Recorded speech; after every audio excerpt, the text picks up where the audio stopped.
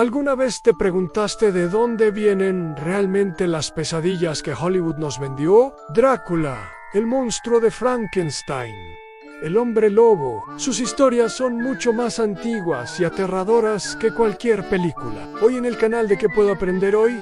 Vamos a desenterrar los orígenes folclóricos, mitológicos y literarios de estos seres que se convirtieron en leyendas del cine. Prepárate, porque la verdad detrás del mito es más oscura de lo que imaginas. Empecemos con el rey de la noche, el vampiro. Antes de los condes seductores con capa, la idea del no muerto ya existía en culturas antiguas. Desde Mesopotamia hasta Grecia, se creía en seres que volvían de la tumba para alimentarse de la fuerza vital de los vivos.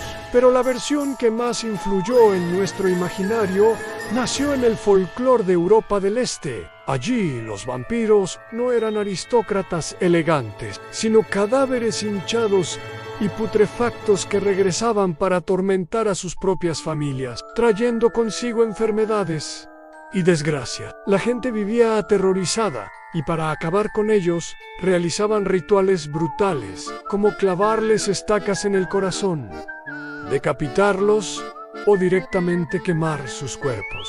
Entonces, ¿cómo pasamos de un campesino zombie a un conde sofisticado? Aquí entra en escena el escritor irlandés Bram Stoker. En el año 1897 publicó su novela Drácula, creando al personaje que definiría al vampiro para siempre. Stoker se inspiró profundamente en ese folclore europeo, pero le añadió un toque de aristocracia y seducción.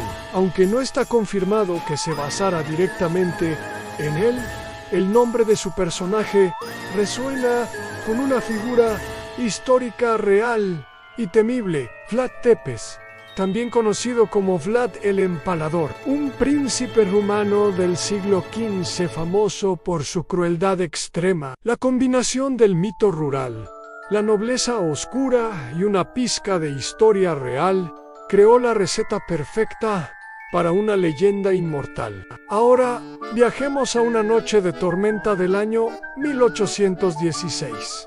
En Villa Diodati, Suiza, un grupo de amigos escritores, incluyendo a Lord Byron y Percy Shelley, se retan a escribir la historia de fantasmas más aterradora. Una joven de 18 años llamada Mary Shelley tomó el reto y concibió una de las criaturas más trágicas de la literatura, el monstruo de Frankenstein. Su idea no surgió de la nada. Vivía en plena Ilustración, una era de fascinación y temor por los avances científicos. Experimentos como el galvanismo, donde se usaba electricidad para hacer que músculos de cadáveres se contrajeran, estaban en boca de todos. La pregunta de si la ciencia podría vencer a la muerte y crear vida a partir de materia inerte flotaba en el aire. Pero la novela de Mary Shelley es mucho más que un simple cuento de terror. El monstruo,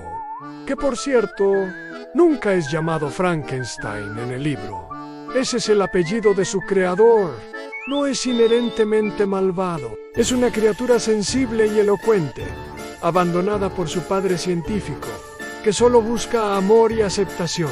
Su violencia nace de la soledad y del rechazo de una sociedad que lo juzga por su apariencia. Es una poderosa advertencia sobre la arrogancia de jugar a ser Dios y una reflexión profunda sobre la responsabilidad, la identidad y lo que realmente significa ser humano. Hollywood lo simplificó a un monstruo torpe de tornillos en el cuello, pero su origen es una obra maestra de la tragedia filosófica. Continuemos con otra criatura nacida de nuestros miedos más primarios, el hombre lobo, la licantropía, la creencia en que los humanos pueden transformarse en lobos. Es una leyenda antiquísima que se encuentra en casi toda Europa. Durante la Edad Media, el miedo a los hombres lobo era real. Se les asociaba con la brujería, pactos con el diablo o una maldición divina. A diferencia de las películas, la transformación no siempre estaba ligada a una mordedura. Podía ser el resultado de un ritual satánico, de ponerse una piel de lobo encantada o simplemente de haber nacido bajo ciertas circunstancias. Incluso hubo juicios de licántropos como el famoso caso de Peter Stump en Alemania en el siglo XVI. Un hombre que confesó bajo tortura a ser un asesino en serie que podía transformarse en lobo gracias a un cinturón mágico que le dio el diablo. Fue ejecutado brutalmente y su historia alimentó la histeria colectiva. Curiosamente, la idea de que la transformación ocurre bajo la luna llena es una invención mucho más moderna, popularizada por la literatura gótica y sobre todo por el cine del siglo XX. El mito original era más caótico y mucho más ligado al miedo a la bestia salvaje que todos llevamos dentro. Ahora, viajemos a las arenas del tiempo, a Egipto. El monstruo de la momia es diferente. Su origen es más reciente y está directamente ligado al colonialismo y al choque de culturas. A lo largo del siglo XIX, tras las campañas de Napoleón en Egipto, Europa se obsesionó con la egiptología. Expediciones financiadas por occidentales comenzaron a excavar tumbas y templos, llevándose tesoros y restos antiguos. Esta fascinación venía acompañada de un temor casi supersticioso, la idea de que estaban profanando un descanso sagrado.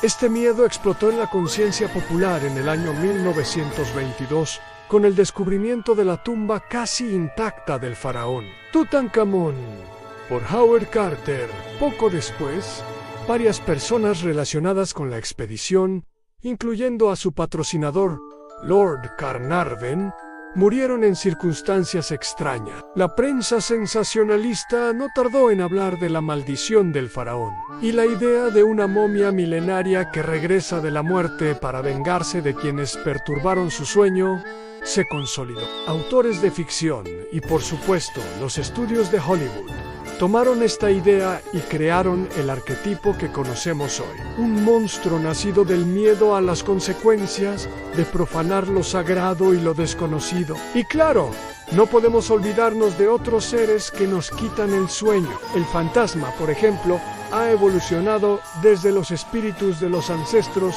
que visitaban a sus familias en culturas antiguas, hasta los violentos y ruidosos poltergeistes que aterrorizan casas. O el zombie, que no nació en un apocalipsis viral, sino en las tradiciones del vudú haitiano, donde se creía que un hechicero podía revivir a los muertos y controlarlos como esclavos sin voluntad. Hollywood tomó la cáscara y la llenó con hordas devoradoras de carne. Entonces, ¿por qué estas criaturas, nacidas de mitos antiguos, ansiedades científicas o miedos culturales, siguen fascinándonos tanto?